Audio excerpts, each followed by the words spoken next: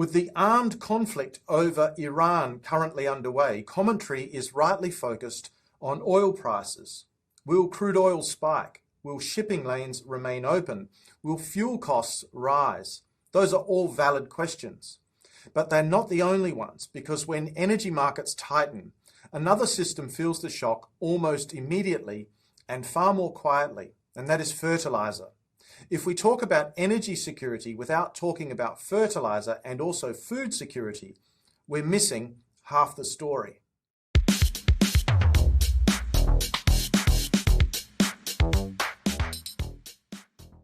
Modern agriculture depends on nitrogen fertiliser. The most common form is urea, and urea production depends heavily on natural gas, not just as fuel, but as feedstock.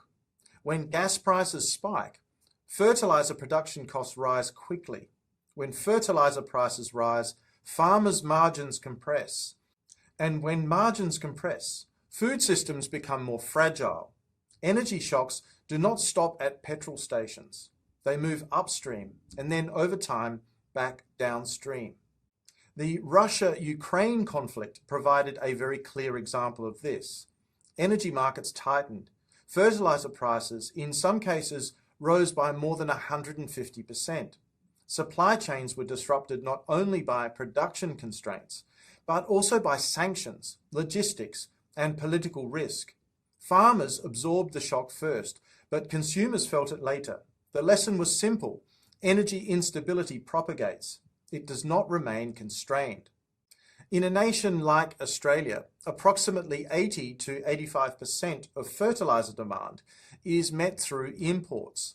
Urea makes up a large share of that volume. At the same time, Australia is a major natural gas producer. That creates a structural tension. The nation produces the key input, but much of the value adding and processing occurs offshore.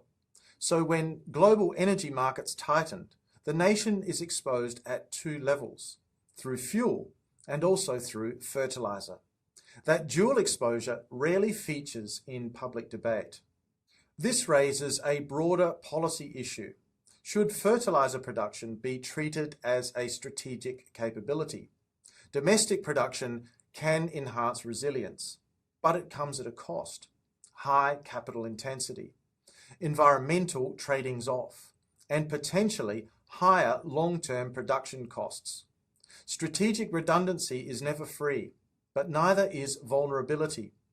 The question is not ideological, it is practical. How much exposure is acceptable? For farmers, fertiliser is not optional. It is a core input. When fertiliser prices rise sharply, but crop prices stagnate, margins narrow.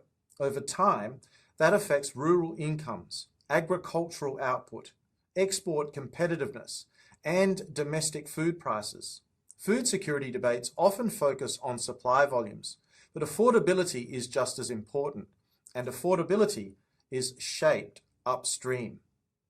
Moments of geopolitical tension tend to focus on the oil markets, and that is understandable. But fertiliser markets move more quietly, and often with a lag. By the time food prices reflect those pressures, the shock is already embedded. If a nation like Australia wants to have a serious conversation about resilience, the nation must widen the lens.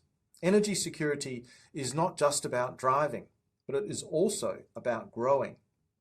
The current energy shock being brought on by the conflict over Iran will not only test fuel markets, it will test food systems as well.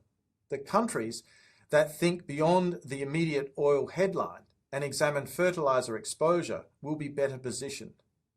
Because resilience is not built at the bowser, it is built across the entire chain.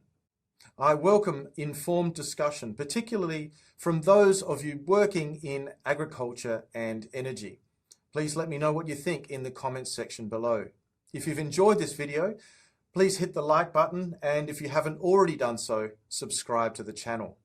Thank you very much for your attention today, and I look forward to seeing you again soon in the next episode of Climate Mundial. Bye for now.